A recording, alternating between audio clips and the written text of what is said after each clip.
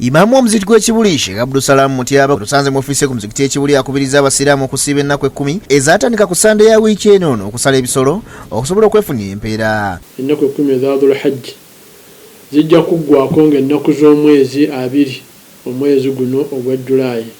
Olunaku olwennyini olunaku olwa EID al-Adha al-Mubarak.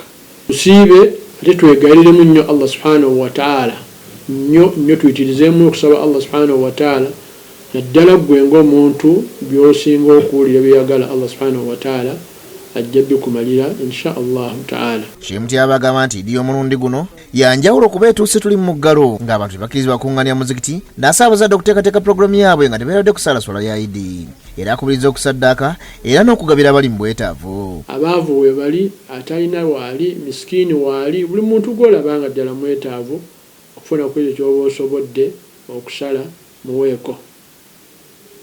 Ekisolo ekisalibwa kiteekwa okuba nga kisolo kirungi. Akabuzi ak'emitwalo 25 era okabe nti sobodde zisala. Bw'oba tosobodde kirungi Allah akulaba. Naye manya nti ekiri ku akawunti Allah akimanyi. N'abakulembeze Abasiraamu e Kayunga bakungaanye ku kitabo ky'ettwale Namagabi okwegayirira Katonda avuunuse eggwanga ekirwadde ki COVID-19 ng'edduweekuliddwa mu Regional Kadhi wa Greater Mukono Sheikh Abdul Kakande. Kakande asabye bannayuganda beekebere mu nneeyisa era badde eri Allah. Omuntu ategeere obulyaza amaanyi bwe, buli muntu ategeere obubi bwe adde eri Katonda ajja kutuddiramu. Bw'ototegeera kibi kyo n'omuntu yenna omuntu amala kumwenenyeza n'ategeera nti otegedde naye toyinza ganti nsonyiwa nga tumwenenyeza naffe twenenyeze Katonda. Ssentebe w'ettwaliro Namagabi Sheikh Muhammad Simambo asabye abalinawo okuyamba abali mu bwetaavu.